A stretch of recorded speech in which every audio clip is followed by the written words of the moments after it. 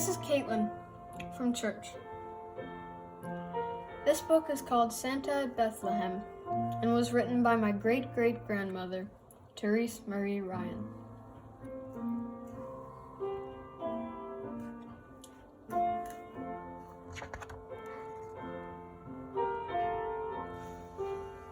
Dedicated to all the children in the world, and especially to my own dear children, Vince, Joe, Mary Therese, Mary Eileen, Tommy, Fran, and Mary Rose.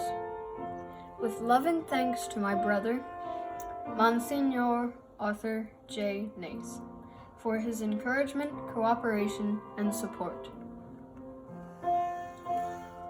Santa at Bethlehem by Therese Marie Ryan. The night before Christmas, a beautiful night. The air was so crisp and the stars were so bright, and down by the lake you could still hear the ringing of laughter and sleigh bells and young people singing.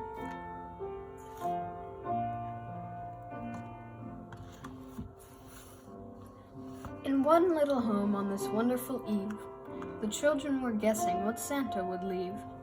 They hung up their stockings with big little eyes that shone with delight and the hope of surprise.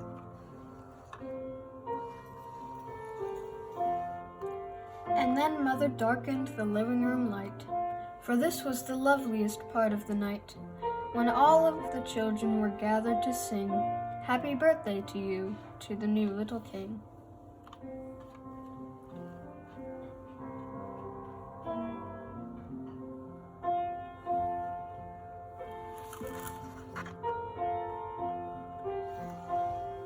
But a shadow of sadness enveloped their joy.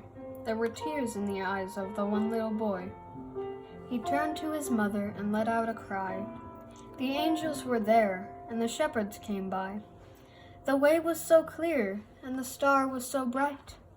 Didn't Santa Claus stop at the stable that night? The mother was stunned. There wasn't a stir. The 5 little children were looking at her. They wanted to know what the answer would be. What could she tell them? How could they see?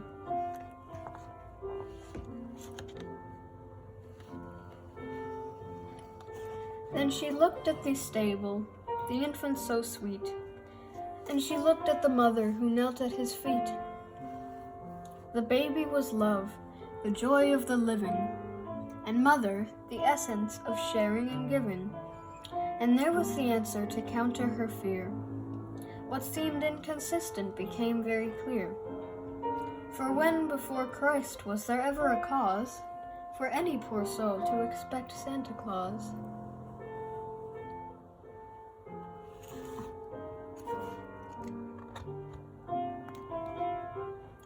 Yes, the infant was love and the joy of the living, and Mary, her baby, was sharing and giving. And Santa was there, a gift from above, invisible symbol of giving and love.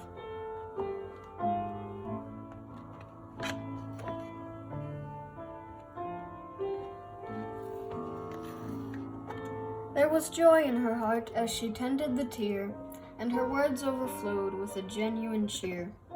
For now she was sure that her answer was right. Of course Santa came to the stable that night. And oh, with what joy did the children receive the story she told of the first Christmas Eve.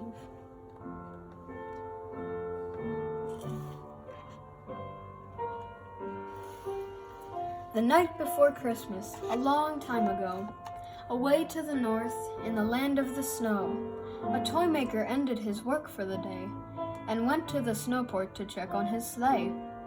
He fed all the deer in the reindeer corral and whispered, "I think I am finished for now." He fingered his beard and he quietly said, "The world is so silent, the wind is so light, a feeling of wonder is filling the night."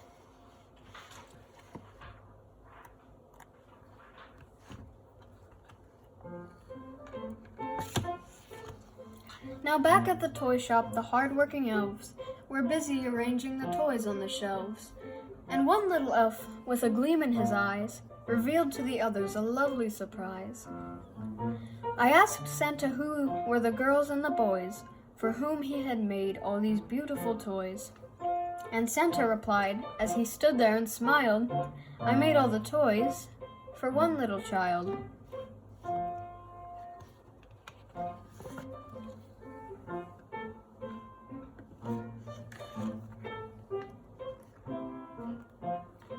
When darkness had fallen and Santa slept sound, and only the gay little elves were around, the toys in the workshop came down from the shelves.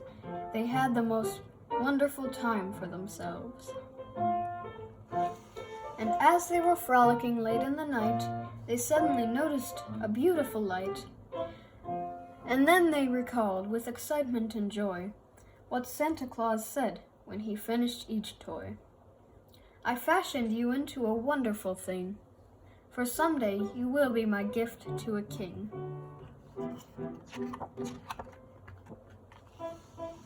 When Santa Claus saw the remarkable light, he knew that tonight was the glorious night.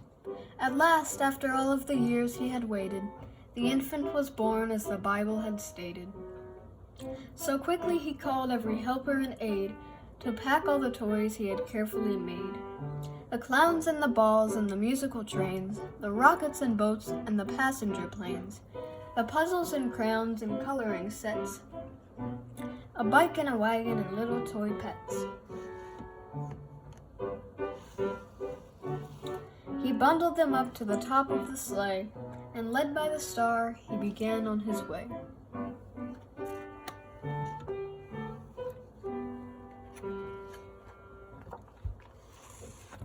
The night before Christmas, a beautiful night. The air was so crisp, and the star was so bright. Quiet and calm over Bethlehem lay. Silence replaced the ado of the day. High on a hillside, the angels were singing of peace and of love that the Christ child was bringing.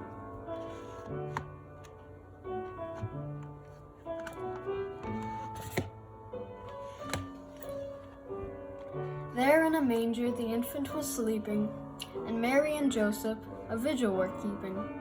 A vigil of love, adoration, and prayer for Jesus, whom God had ordained to their care.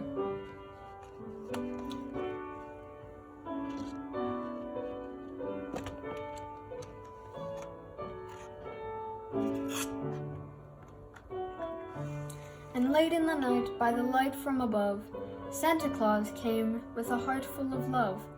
He gazed at the infant, the dear little Lord, and kneeling, he silently prayed and adored. Then Santa arose, and without any noise, he brought to the mother the wonderful toys. He set them in front of her one after one, and told her he made them for her little son. And they say, when Our Lady beheld the surprise, she whispered to Santa with tears in her eyes, "I thank you for what you have given my son. Your present is truly a wonderful one, and this above all is the worthiest part, the love that is fostered for him in your heart. But you know that my son will be like other boys, and he couldn't possibly use all the toys. So each Christmas Eve, as if by the star, I'd like you to travel both near and afar, to visit the children as jingle bells ring, in honor of Jesus, the new little King. And spread all your love and your spirit of giving, so others may share in the joy of the living."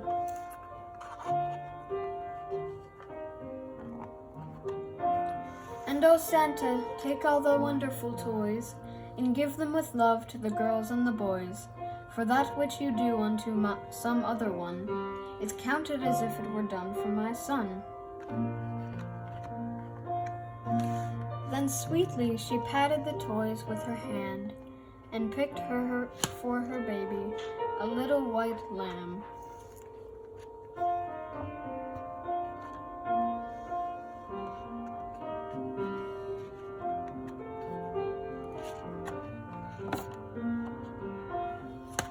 The end. Thank you for listening.